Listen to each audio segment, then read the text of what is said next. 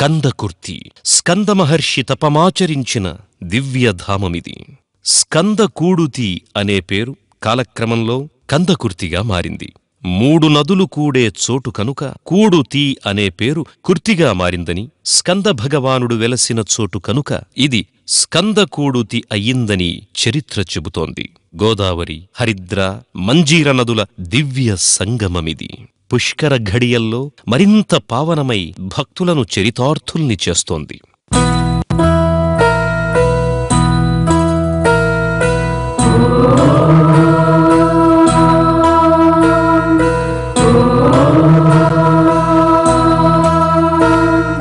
బ్రహ్మగిరి పర్వత సానువుల్లో జన్మించి అనంతమైన ప్రవాహంగా పరిణతి చెంది నదిగా మారి గోదావరి దిగువకి ప్రవహిస్తోంది.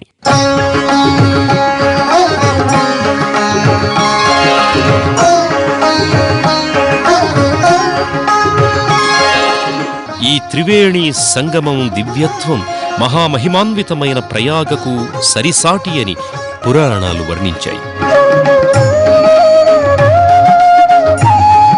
గోదావరి తెలుగు నేల మీద అడుగుపెట్టే చోటు ఇదే.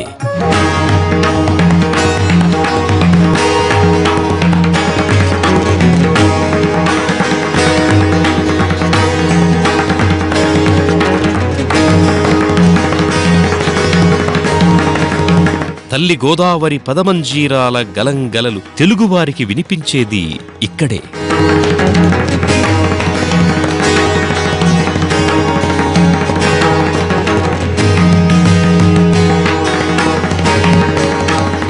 తెలంగాణ రాష్ట్రంలోని నిజామాబాద్ జిల్లా రెంజల్కి 9 కిలోమీటర్ల దూరంలో ఉన్న ఈ కందకుర్తి గ్రామానికి యుగయుగాల పుణ్యఫలం కలిసి వచ్చింది. అందువల్లనే ఈ దివ్యక్షేత్రానికి రాముడు, శివుడు, స్కందమాతల అనుగ్రహం పరిపూర్ణంగా లభించింది. త్రేతాయుగంలో శ్రీరామచంద్రుడు వనవాస కాలంలో ఈ ప్రాంతానికొచ్చాడు.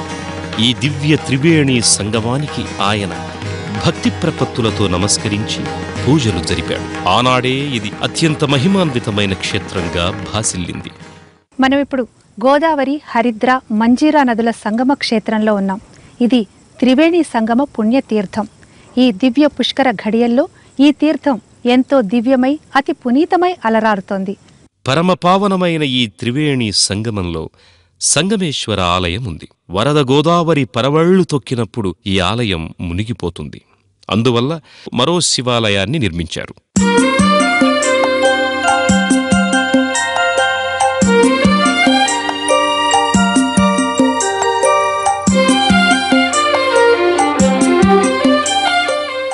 గోదావరి ఉప్పొంగిన సందర్భంలో ఆ నది సమీపంలో ఉండేటువంటి ఆ శంకరుని యొక్క ఆలయము నీట ములిగిన సందర్భంలో శంకరుని యొక్క దర్శనం మానకుండా చేసుకోవడం కోసం ఈ ఆలయాన్ని ఒడ్డు పైన నిర్మించడం జరిగింది.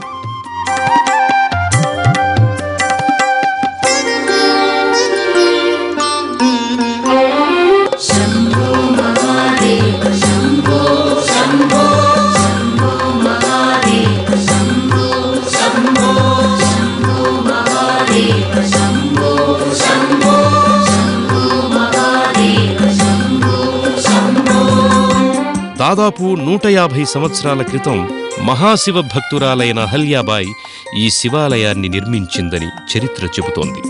భక్తులు సంగమేశ్వరుడికి ఎదురుగా ఉన్న నందీశ్వరుడి చెవిలో తమ కోరికల్ని విన్నవించుకుంటారు.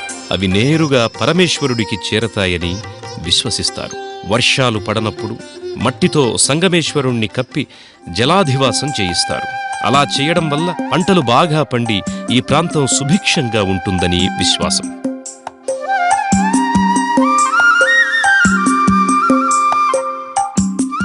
రేవా తీరే తపః కుర్యాత్ మరణం జాహ్నవీ తటే దానం దద్యాత్ కురుక్షేత్రే గౌతమ్యాం త్రితయం వరం.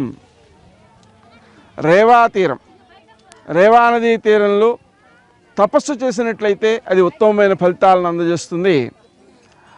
వారణాసి సమీపంలో గంగా తీరంలో మరణాన్ని పొందినట్లయితే ఆ ఫలితము మోక్షాన్ని ఇస్తుంది.